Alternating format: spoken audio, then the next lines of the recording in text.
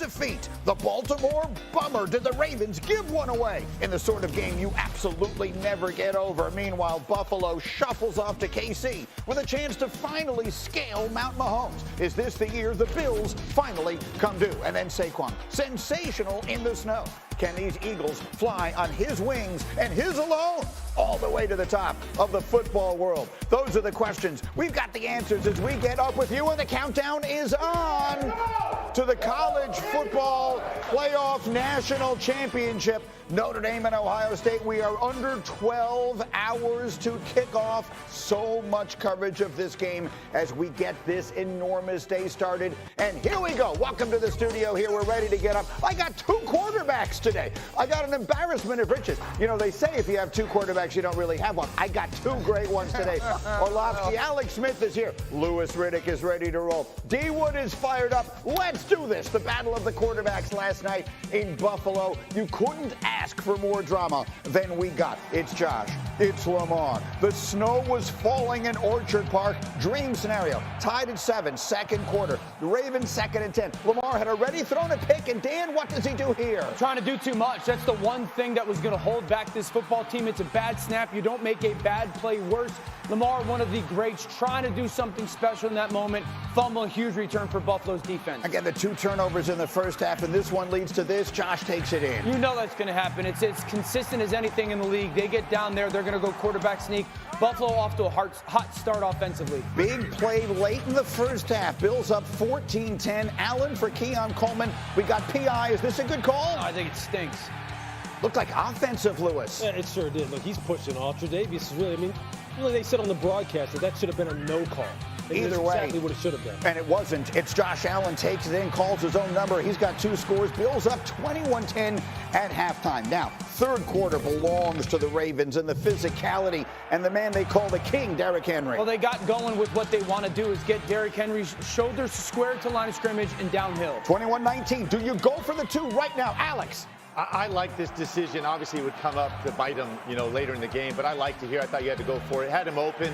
Can't get the ball tipped. Knocks the ball down, and so it stays 21-19. Remember the point. They leave on the field. 9 minutes to go in the fourth. It's a 5-point game. Here's the biggest play of the night. Mark Andrews, Dan, over the middle. And you can see Mark trying to, in that moment, go get more yards. You're here at all times. Catch it, get north and south. Mark does a really good job of trying to sense space, and Terrell Bernard with the Peanut Tillman punch out with the right hand. Huge play in the game. First time Mark Andrews had fumbled since 2019. But the Josh Allen on a third down, they go That's for a sneaky, huge play right there. It's an enormous play. So the Bills kick a field goal, 27-19. Here you go, Lamar Jackson, a 1-score game, his chance, 2 minutes and change, and he was brilliant on this drive. Every time he got out to his right, he made a big play. Last night, he gets out to the right, finds Tylan Wallace. Ball comes out late at the end, and you're like, okay, here goes Lamar on another vintage end-of-game Lamar drive. All day in the pocket, finds Mark Andrews separating. There was nothing Buffalo could do defensively in this moment. They almost scored too fast, candidly, here from the 24-yard line. Again, he's got all day, and look at the zip on the throw to Isaiah Likely. A really good job by Likely finding space, too. Get separating from a defender. Lamar is going to buy as much time, and then the critical moment. So here we go. The season on the line and the 2-point conversion.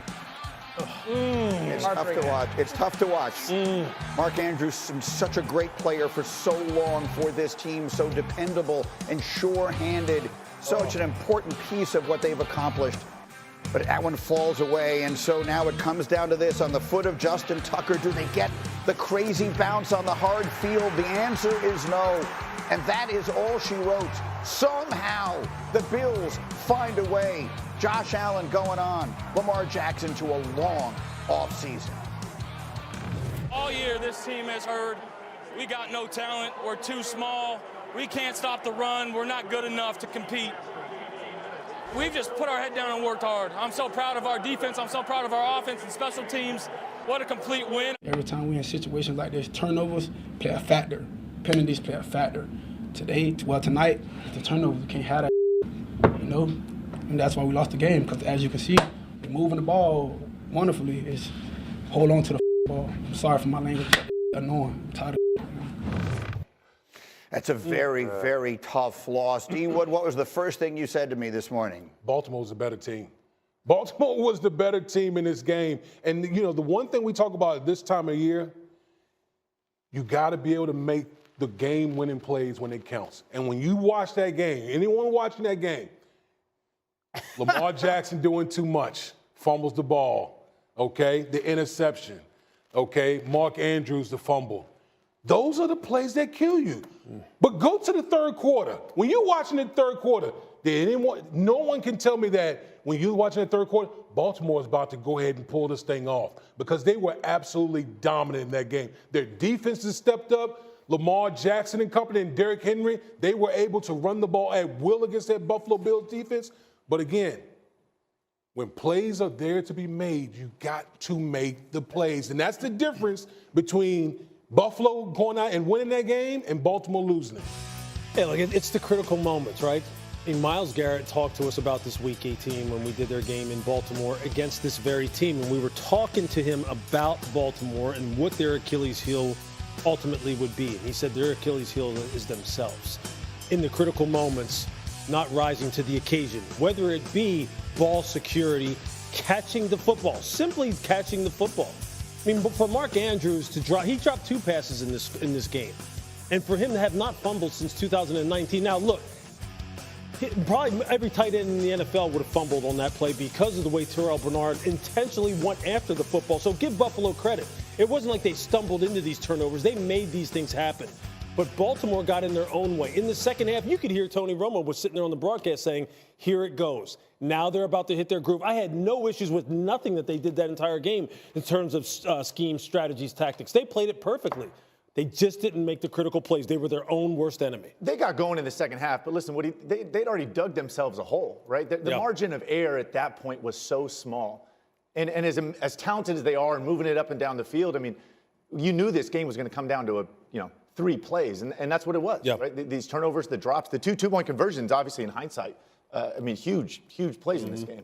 I am not letting anybody make this about Baltimore for me, though. I mean, this is about Buffalo, in my opinion. I mean, Buffalo, the reason why Buffalo wins the game is, one, their star quarterback stopped worrying about stats as much as maybe he used to. And 2, as an organization, you saw the Buffalo Bills say, we've done it one way, and it didn't get us where we want to go. So, like, the efficiency and the way that they were going to play the game is the most important part. I'll give you this about Baltimore.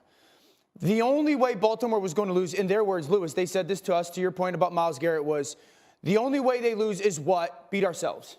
And they did just that. The interception, Lamar forces the football. Now, it doesn't turn into points, but it takes a possession away. The fumble, Lamar's trying to do too much in that moment.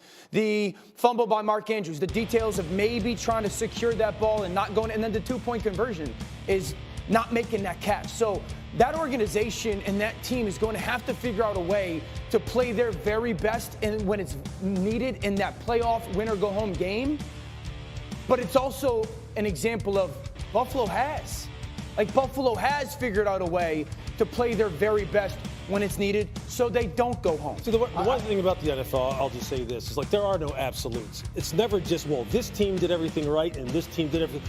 There was a lot of give and take in this football game. Of course, look, Baltimore had their biggest deficit at halftime that they've had all season long. So, right, they dug themselves a hole. And I'm not taking anything away from Buffalo. I'm not making it about Baltimore. Buffalo intentionally tackled the football, punched the ball out. They had 3 rushing touchdowns in the first half. Josh, you know what? Joe Brady called a perfect game. Correct. Philosophically, that's how they have this is what they have morphed into being because of these kinds of moments. Baltimore, though, make no mistake about it. Move the ball at will, put themselves in position still at the end, despite all those mistakes, to win the game, and drop the ball. At no point, even with the mistakes that Baltimore made, did I think that game was out of hand. No. Because of the way Baltimore was still playing that game. I felt like watching that game, Baltimore's going to find a way to win this game because they looked like they were the better team. I'm not going to lie to you, Dan. I hear what you're saying, and I completely disagree with it. I'm not trying to take anything away from Buffalo. I'm delighted for them, and I give them a great shot to beat Kansas City next week. I have no idea how they won that game yesterday. Watching it, I have no idea how they won that game. The Ravens gave it to them in every way you can give another team a game. Dan, 2 critical turnovers in the first half, multiple big drops. How about the Derrick Henry drop early in the game? How about when they get going in the second half? The only thing that could have stopped them were themselves. The Buffalo defense had no answers in the second half of that game. That's how this team has been built over the last 18 months or so. I mean, Buffalo has won the turnover differential 21 games in a row. That's how they win the football game. They were unbelievably efficient on first down. They ran the ball on first down for almost 5 yards a carry. Josh was 8 of 9 passing the ball. So it was this overall belief of, we're going to be really good on offense. We're not going to give the game away. We think that we're going to be good enough to control the game. They controlled that game. You may say, Wood, you never felt like it was out of reach. But I always felt like Buffalo controlled the football game. Listen, I'll say this, and I totally agree with you, Greeny. If those two teams play 10 times, I mean, the Ravens are winning 8 of them. Yeah, I agree with that. And again, Buffalo played an amazing game plan. They controlled the line of scrimmage. I agree. Like, the fact that we're talking about Josh Allen had 140 yards offense and they won. If you would have told me that before the game, But don't you think there is something to be said for one? That's why getting the 2 seed was such a big deal. So you got to go to Buffalo to play. And then we don't have to make it like, listen, if you're going to blame last night on Lamar, I think respectfully you're a loser. But we do have to praise Josh Allen for sitting there going, he's gone to be an elite decision maker. He's gone to being a guy who's playing smart but not careful. He's gone from being a guy who's reckless to aggressive. Like that we were talking about at pre-show, that 3rd and goal run where he gets hemmed up late in the game and he takes the ball and he's thinking about pitching it to James Cook. You're like, please, God, don't do that. Josh of old would have done that. I think there's been a whole organizational kind of like evolution. Everybody Buffalo, eats. though. Which is exactly. And offensively, they've kind of taken some of that away from Josh and said, hey, look, you know what? We don't need to put it all on you. We had 3 backs last night who were just look, I'll tell you what, we talk about offensive line play, we're talking about Philly's offensive line, we talk about the way the Rams ran the ball, we're talking about the way Baltimore runs the ball. Buffalo's offensive line, you saw what Deion Dawkins can do to people. Deion Dawkins will knock people out of the game. This is as physical an offensive line as there is in football. So the way in which they have evolved this football team overall kind of even transcends Josh Allen, which I'll tell you what, give Brandon Beane, give Sean McDermott, 100%. Give all of them a ton of credit for what they built. Look, I thought that Lamar Jackson was the best player on the field yesterday, so I'm not taking anything away from him at all. But if the Ravens don't do uncharacteristically, and this is the 2nd consecutive year that we say this, the Ravens were the best team. They were the best team in the AFC last year, and they were the best team in the AFC this year. And they find ways to lose games they have no business losing. They did it during the regular season, which is why they were in Buffalo yesterday, and they did it again yesterday. 5 playoff losses for Lamar. They've been outscored off the turnovers, 37-3. Well, there you go. I mean, Myles Garrett summed it up perfect when he talked to us, and he was just as straight faced as can be. They're their own worst enemy. I mean that with respect to Buffalo. Not doing the things that get you beat is how you win playoff games. Ask Kansas City. Meanwhile, we'll have much more on that game as we go. Let's go to the snow globe that was Philadelphia. Jalen Hurts and the Eagles. Matthew Stafford and the Rams. The scenes fascinating. Jalen Hurts, what could he get done? Eagles down 7-6 early. Saquon Barkley, here he comes, and there he goes. This is shortly after the long Jalen Hurts touchdown on 3rd down. I mean, Saquon essentially goes untouched. It's actually a really good job of running away from the front set by the Los Angeles Rams and the big chunk runs early for Philadelphia. Now the snow starts to pick up. We're in the 3rd quarter. We're tied at 13. Alex, tell me what we see here and just watch the leg of Jalen Hurts as he's going to get bent backwards. We're going to see it twice. What do we see? Yeah, awkward here. I mean, Jalen holding on to the ball. Big D-line for the Rams. They played great all day, kept them in it. But this one going down awkward. You can see him trying to protect the football and twist his knee. And this is obviously something big to keep an eye on here going forward. He was clearly compromised the rest of the game. Eagles kick a field goal 16-13. Now Jalen Hurts back to pass. And here comes the D. And in that moment, you're like, oh, my gosh, here comes the momentum flipping. On the road, the Rams, that defensive line started to control the football game. But the story of the entire weekend, critical turnover. There he is. Yep. Shout out to Peanut Tillman. It's another example. It's just like the Bernard one again. He punches that right hand out, and it's the huge swing turnover-wise for Philadelphia's defense. But it only turns into a field goal. 19-15 still in it. Matthew Stafford, another fumble. Yeah, you can't do this. Your defense is playing absolutely sensational. Credit Nolan Smith for humping around or running that hump around, but that turnover huge. Again, only a field goal. 22-15. It's a one-score game, and then it's Saquon, and then it isn't anymore. He's 4 yards past the line of scrimmage, and Jalen Hurts is putting his hands up for a touchdown. Again, a nice, really good at the line of scrimmage adjustment and a huge chunk run. And so now the game feels completely over. 28-15, they missed the extra point, but someone forgot to tell Matthew Stafford that. Here he comes, right down the field, quick touchdown, Colby Parkinson. They have all 3 timeouts left. They get a quick stop, they're down 6. Here comes Stafford to win the game. How about this catch from Puka Nacua? In this moment, I'm saying Rams are going to win the football game. It's a great connection, unbelievable throw, probably better catch by Puka to get it and his feet in bounds. We've seen this almost 60 times in Stafford's career. But then Lewis, Jalen Carter makes the play of the game. Yeah, I mean, the entire game, they pretty much keep this man in check. I mean, they're devoting resources to him, 2 and 3 blockers at a time. In the most critical moment, they turn him loose. That was on 3rd down. That sets up 4th and 11. Watch Carter gets in there again. And that's all she wrote. Stafford throws it out of bounds, and the Eagles hold on to win it 28-22. They're on, and they will host the NFC Championship game next week against their division rival Washington Commanders. The question is simple. With this formula, D. Wood, with Saquon Barkley and practically nothing else in their offense, can this team win the Super Bowl? Not. They need more in the passing game. You're going to have more. If you're going to play either Patrick Mahomes or Josh Allen, you're going to need more than you're what. Play Jaden Daniels Sunday. You play Jaden. We ain't even gotten to start talking about him yet. They got to have more out of the passing. And Saquon Barkley is unbelievable. That weapon of the offensive line is unbelievable. Their defense got tested big time by Matthew Stafford. The passing game is lacking. And we've been talking about this now for some time, for weeks now. What's going on with Philadelphia Eagles passing attack? What's going on with A.J. Brown and company? They're going to need more. If they want to be champions, Super Bowl champions, got to have it. Got to get more. In the last 2 games, to my 2 quarterbacks over here, A.J. Brown has a combined total of 3 receptions for 24 yards. That's in their 2 playoff games. Saquon has been unbelievable. They found a way to hold on at the end. Can they ride this formula to a championship? In some ways, it's a compliment to how good this team is, that you can have a guy like AJ and he can be non-existent and you can still win big ball games like this. Listen, I think the Eagles got bailed out by the weather yesterday, right? In a lot of ways, this really played into their hands. I mean, I think if there's better weather, they probably lose this ball game. I mean, they net passing of 65 yards.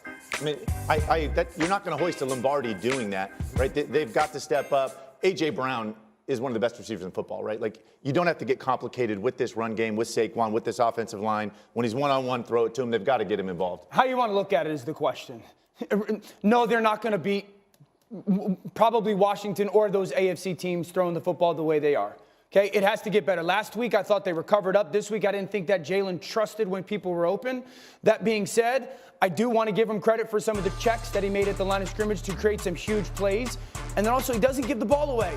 Yeah. You got to give him credit for that. So while I do believe that there are examples yesterday of him just not being confident throwing the football, you also have to give him credit for not doing the critical mistakes and doing everything that's necessary to not lose the game, and that spins the way to win the game. These are the checks at the line of scrimmage. I know Lou wanted to get in here. Okay, so they got a load front, meaning everybody on the defensive line for the Rams, big bodies, is up kind of towards the left of the line of scrimmage. They got little guys near the bottom of the screen. Jalen checks to this. That means they got big people blocking little people.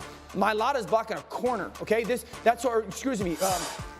right tackle, Lane Johnson's blocking a corner. That's how you get so many people that's away from the football in huge runs. But that's a check by Jalen Hurts. And the one late in the game, Alex knows his safety's dropping down to the offense's right.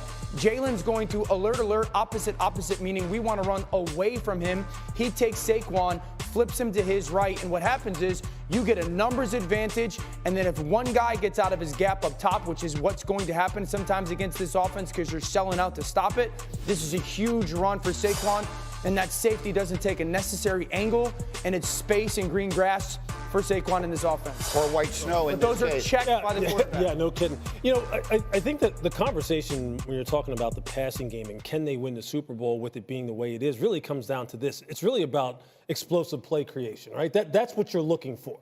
If they keep getting the same kind of explosive production out of the running game, and they do take care of the football, and they are opportunistic and intentional with turning the football over, yeah, they can win the championship. Now, if the running game all of a sudden, if Saquon isn't ripping off plus 20, plus 50-yard runs like this, which right now is kind of like buffering some of this inability to push the ball down the field, then they get into trouble. But you know what? This isn't about winning the way that we want them to. This isn't about style. This isn't about what we wish. Because, look, Buffalo just did this, right? Josh Allen just had a game where he really wasn't a factor throwing the football, but he ran it. He didn't turn it over. They did turn it over.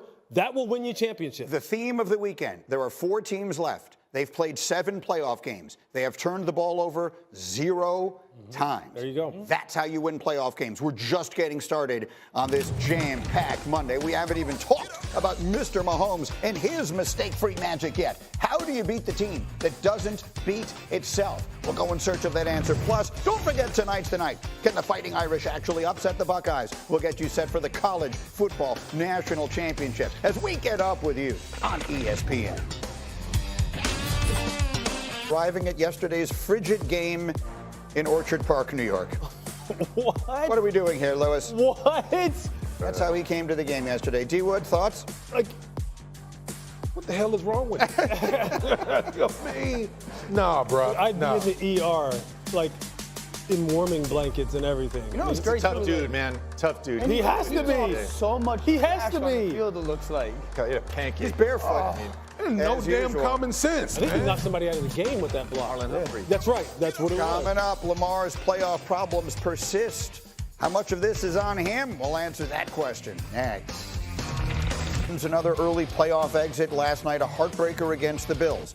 So the numbers will say the 2-time MVP and maybe about to be 3-time is 3-5 in the postseason. He had the 2 first-half turnovers in the game, a game that ultimately ended on Mark Andrews dropping that 2-point conversion attempt. So the Ravens are now 1-4 in their past 5 divisional round appearances. Here are the numbers on Lamar Jackson. Take them for what you with. That first row is in his first playoff game each year. That second row has been in his second playoff game each year. Last year, the AFC Championship. This year, it comes here in the divisional round. We only do this with quarterbacks, Steve Wood. We only put the wins and losses on their ledger. What are the right things to say about Lamar Jackson today? Man, he played so spectacularly in the second half, but ultimately, I go back to this, ultimately at the end of the day, did you make the game-winning plays? That's all I care about. But he did. Yes, he did. He had 2 turnovers. Yeah. He had 2 turnovers. That's the bottom line. When you're in games and you're so closely matched, you have to make the plays that are there to be made. You can't have the fumble where you had your one hand on the ball in those conditions and you fumble the ball away. Mm-hmm. It led to Buffalo Bills scoring points in that situation, and ultimately you lose the game. I get it. Second half, Lamar Jackson was unbelievable. Some of the scrambles that he made outside the pocket, run plays, great. But if you're going to beat the Buffaloes, you're going to beat the Kansas Cities, bro, you can't make those type of mistakes. And that's ultimately, like Lewis, you talked about earlier, with Baltimore, ultimately they tend to get in their own way. Yeah. Look, we have kind of like boiled the game down so much to quarterback play, and it's the only position that you attach wins and losses to. And we know that's a fallacy. It's not something, and it's inaccurate and it's unfair, and we know it, but we continue to do it. And look, quite honestly, it drives me up a wall. Look, the critical error for Lamar, no question, was the fumble because it led to points. Yep. They escaped without really, incurring any damage with the interception early on. And every interception, you guys know, you play the position, every interception has a story in and of itself anyway. It's not always just the quarterback. And you could see that on that play in particular. This one was the one play I promise you he's going to say, I wish I had back. That's the one that's on him. But as far as attaching this to, well, Lamar just can't rise to the occasion in the big moments, that's not true. That's inaccurate. He came back in the second half. He made some absolutely MVP-worthy throws. He can't throw the ball and catch it. Everybody had a hand in losing this football game. We're going to hang it around his neck simply because that's what we do. But we know it's an inaccurate way of judging how this man plays. I agree. And sometimes in the reverse. I'll sit here and look at my 2 quarterbacks, and I will say sometimes we give the quarterback all the credit when they win. Well, we were just doing that with Josh Allen versus Jalen Hurts. Right. We were saying Josh needs to be commended for not, putting the ball in harm's way. He only threw the ball for 100-something yards, but he ran the ball effectively, and we're killing Jalen Hurts going, well, wait a minute, he can't throw the ball down the field. He's not a good quarterback. But they still won the game. Yeah. The NFL isn't about style. It's about substance. It's about W's and L's. So what I'm saying is I get it. It's a great discussion around quarterback play. But quarterback play isn't the only determining factor. No. If Mark Andrews holds on to a standing ball up for you that he guys. catches, Thank you. If Mark Andrews holds on to a ball that he catches 100 out of 100 times, then Lamar Jackson just led this unbelievable drive at the end of the game. Yep. And if that game winds up in overtime, they're definitely going to win. I thought Lamar Jackson, and I'm not absolving him of any blame. Alex, to me, I thought he was the best player on the field in this game. I thought he played great. Listen, there were 3 plays: the pick, the fumble, and the first 2-point conversion that he gets tipped. Yeah. I mean, other than that, I thought he played phenomenally. They lost this as a team. Unfortunately, listen, you're talking to a guy. I got shipped off twice because I couldn't get it done in the playoffs, right? Like, that is the reality of quarterbacks. And as we talk about them from a legacy standpoint, it will always be that. It haunts Dan Marino, right? The greatest arm talent we've ever seen never won a Super Bowl, right? Lamar, unfortunately, right now, and we're in an era in the AFC when, man, the bracket is ridiculous. I mean, obviously you've got Patrick and what they're doing in Kansas City, but it's Joe Burrow, it's Josh Allen. Like, to get through the AFC is a monster. And right now, like, for Lamar, that's what he's facing, right? Like, he hasn't gotten there yet. And until he does it, it's going to continue to be the narrative. Okay, so the game comes down to kind of 2 plays in those moments. And I do think it's fair to say that Lamar fumble, because you can see Lamar almost at 2nd and 10. He's going to get a 3 or 4 yard loss. And he's like trying to do something with the ball late. Ends up being a fumble. And I'll go back to that play when Josh is down at the goal line, and you can see Josh going to do it and decides to cover the ball up. That doesn't make what Lamar did any less fantastic or him a less fantastic player. You know, both of those things, it's a great conversation because on one hand, I sit there and I go, man, like, he was remarkable again, but then you point to that one play and one quarterback didn't do it and then the one quarterback did do it, and I think it's okay to say that. It also is okay to say we've watched Patrick go on a development and growth journey. I was remarkable. I could do what I wanted with the ball.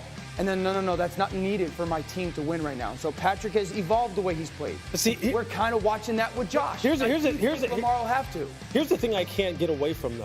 All right, so in the course of a game, all right, there's career evolution. Then within a game, right, we kind of boil it down to a game. There's evolution within a game. So Lamar puts the ball in harm's way. He fumbles the ball. Von picks it up. Okay, he knows, look, I'm messing this up. I got to get this right. So he comes back, and then he starts to play his best football. Yeah. So you've already erased that. You're like, okay, we're still in this thing. He throws the ball to Mark Andrews. It hits him right in the hand. No doubt. But you know what? Because they lost the game, we're going to go back to the fumble and go, right. That's what I mean. This guy needs to really develop more. He needs to be more. And I think it's okay to do that. But at the same time, like, the guy had dug his team out of it. They had dug their way out of it. The Mark Andrews fumble also changes the entire game. Yeah. If not for those, I don't want to put everything on Mark Andrews. He's a great player, but the reality is the reality.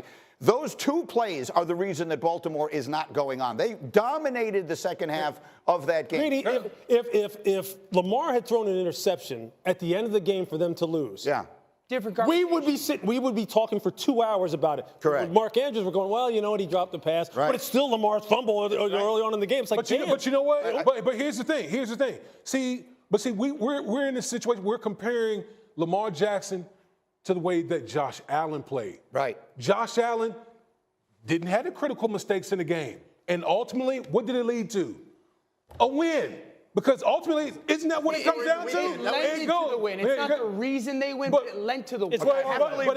Hang on, I have to leave it here. I've got Paul standing by. We're going to preview the college football game. I'm coming back to this. I promise. We will be all over this all morning long. But a reminder: don't forget, the first champion of the 12-team college football playoff era will be crowned tonight here on ESPN. Ohio State, Notre Dame, 7:30 Eastern. Irish counted out early this season. They come in tonight as 8.5-point underdogs. Can they pull off one more surprise and win a national championship? Let's get into it. Paul Feinbaum is standing by. He's ready to go this morning. Our crew is here and ready to go. Super excited. Paul, if Marcus Freeman does this, if Marcus Freeman finds a way to beat a team that looks unbeatable in this playoff and win a national championship, what will we say about him tomorrow morning? Well, I think the first thing we'll say is what an amazing journey it has been. It has been the best college football story of the year. And the fact that Marcus Freeman has made Notre Dame, Greeny, one of the most reviled teams over history into the most popular team and the one that everybody is cheering for. But there's a couple of other reasons this could be very significant. I think it's pretty obvious what Marcus Freeman is fighting for tonight is the social significance of a black man winning the national championship on MLK Day in Martin Luther King Jr.'s hometown. That cannot be overlooked, and that would be one of the biggest stories of recent years, if ever, in college football. Absolutely, no question. There were so many storylines that go into it tonight. Dan and Lewis, you both cover the sport for us here. Give us quick looks at it here. The way Ohio State has been playing, they look unbeatable. Yeah. How do you find Notre Dame a chance to win this game tonight? They've been counted out all year long.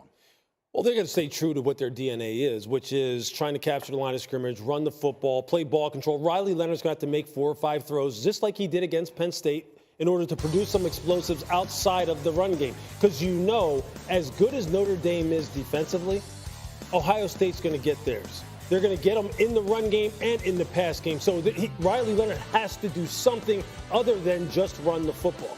So he's going to have to make 3 or 4 plays. And let me just go back to this as far as Marcus Freeman is concerned. Yes, please. They wind up pulling off this football game and they win this game. You put him in the conversation immediately at the very top of the conversation as being one of the very best leaders, motivators, and in-game tacticians in the game currently right now. Because Marcus has his hands in all 3 phases. He is heavily involved in offense, obviously in defense, and he makes the calls on special teams. They pull this game off. He really can't lose in this game, especially considering how much of a deficit they're operating against concerning Ohio State's roster. Give me the other side of it here. Ohio State. I mean, there were conversations about Ryan Day getting fired a month ago, and now all of a sudden here he is on the precipice of winning a national championship. Yeah, it would be an outstanding performance by Ohio State to rebound off of massive disappointment. The expectation is they were the favorite to start this season in many people's eyes and should go get the job done. If I was Ryan Day and Ohio State, I'd make you stop Jeremiah Smith. If you don't stop Jeremiah Smith, I can't lose the game. I think that's the most fascinating part about this game. Al Golden, I think, is one of the best defensive coordinators in college football. He's the defensive coordinator for Notre Dame. They like to line up and go, me versus you. We're going to play man coverage. My guy better than your guy. Are they going to do it versus this young man? Because if they do, I think it's Ohio State by a lot. But will Al Golden kind of do what they did to USC last year with Caleb and just throw 1,000 different looks at him and say, you're going to march the ball down the field and beat us with somebody other than the best player left? Paul, give us a final word on this college football championship game and this college football season.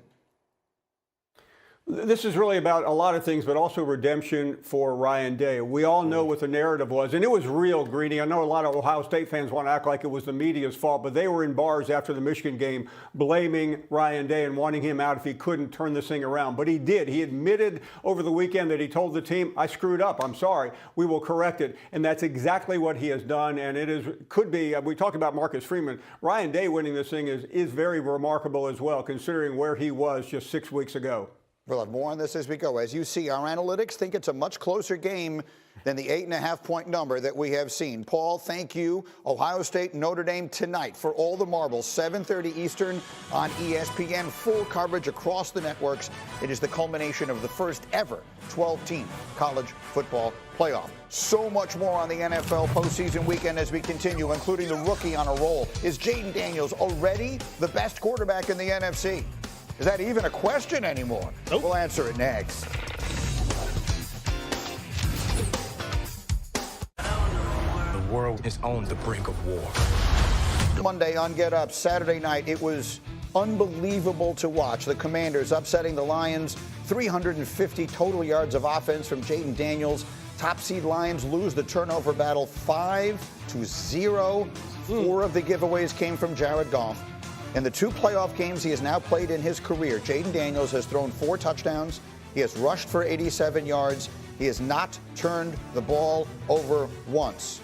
D. Wood, is it premature to say Jayden Daniels is the best quarterback in the NFC? End of sentence. He's the best quarterback in these playoffs right now. Hold on.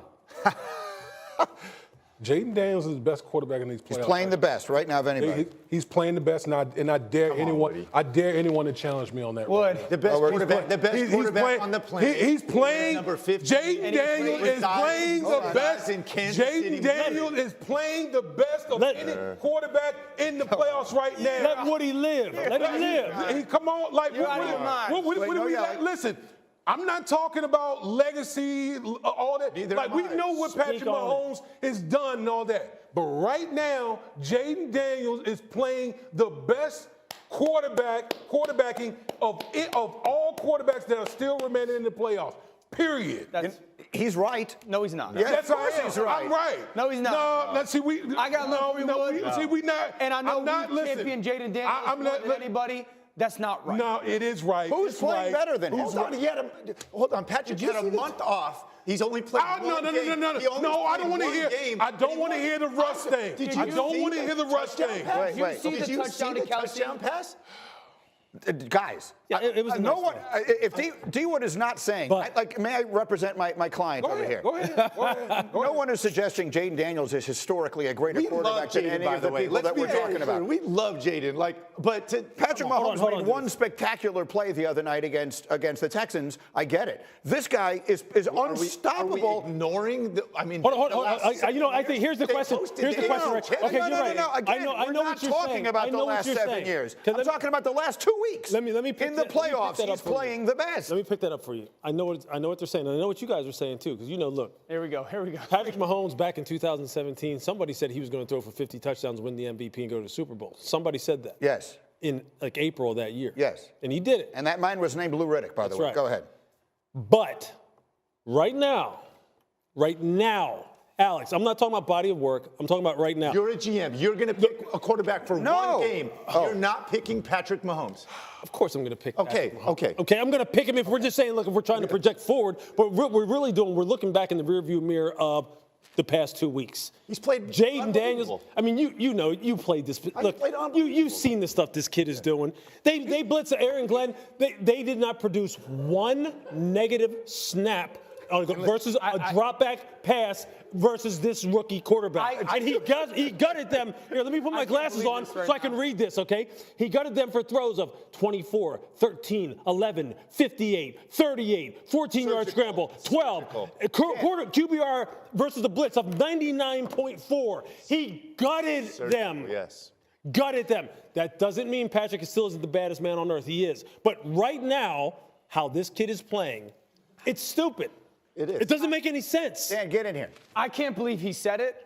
I can't believe my guy's agreeing with it. Whoa. He's right, but they're both right. But I'm kind of like agreeing with both. If you told me you have to win one playoff game, of course I'm picking 15. And then who you picking after? Of course I'm picking 15. Who am I picking after right now? 17. You're taking Josh Allen second. Yeah, but that's not what we're saying. That's not. But that isn't the question, though. The question is who's playing the best right now. The question is who's playing the best right now. Two different languages. There's absolutely No. But you're talking about the quarterback performance in a treetop view. The context of what they're all in and what they're being asked to do really actually explains who is playing the best. Okay? And who is it? There's nobody playing better than Patrick and Josh right now. Jaden is right there with them. He's right there with them. But what those guys are being asked to do, given what's everything, and Hold on. What is Cliff asking Jaden to do relative to where he is at in the arc of his career? And you're telling me that doesn't get weighted in a certain degree? You guys are pin this on us trying to spin it as he's playing. He's playing. Wait a minute. fantastic. Okay, your rookie year in the NFL. It was a disaster. No. I'm not evaluating yours. I'm saying take me back to your rookie year. What he's doing relative to what they asked you to do. This is relative to what they asked you to do and what you're watching this kid do. This is the greatest rookie season we have ever seen in all of sports. Yeah. It is the hardest position. So that's all I want you to say. I'm backing you up. That's all I want you to say. In 2 road playoff games, this kid has been sacked once, he has punted once, and he has 0 turnovers. That is absurd. That's all I'm saying. It is absurd.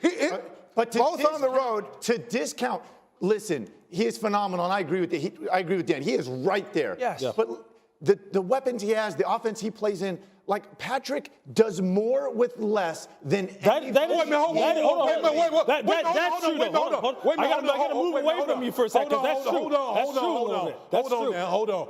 We talking about the weapons that he has. Excuse me, you talking about Washington? What elite weapons Washington? Like, hold on now. Don't sit here. Don't yell over each other. What we're not going to do is sit here and act like the Washington Commanders have like the greatest show on turf type weapons at their disposal right now. It is because of Jaden Daniels. But no one's disputing that. The Washington Commanders as a franchise have sucked since I was in college. Yes. And he's got them in the NFC Championship game. He just went and beat Detroit, who won 15 games this year, and he just annihilated them. He literally went to Tampa Bay, and that offense with Baker beat them down, then goes to the Detroit Lions, goes into Detroit against the juggernaut Detroit Lions. Let's add a little context to that, though. He killed them. Detroit is like a mass unit on defense. They just annihilated They just ruined Sam Darnold. I know, but they're a mass unit. But look, I'm not. Look, this is like two different arguments. But it's two different arguments. It really is. But I like know them both. You guys are saying, yeah, you're right. You guys are saying, look, games on the line. I mean, you had to play one game for your life. Of course, you're going to pick 50. Listen, they are going for a three-peat. It has never been done in the history of the NFL. Can I just tell you all of that? I get all of that. Can I just tell you? Playing better. Can I just tell you something that Andy Reid told me on the phone about 2 weeks ago when I was out in Vegas, and I called him and I said, I just need you to tell me something about Patrick. I said, just tell me something that I could use. And he said this: we are nowhere without him right now. What he's doing right now, no one could do within our offense. Correct. No one could do. He said he's on a different level right now. Like sometimes I sit there and I go, man, are we lucky we have him? Jeez. I feel like you guys are just willfully ignoring what he's actually saying. No, I'm not. I took a side with you. Okay, And then let me take a short break. We're all going to bring it down a notch, and then we're going to bring it back up a notch. Ridiculous. We're talking about the agony of defeat. Did the Ravens give one away yesterday? How much of that is on the quarterback? We'll answer that question next.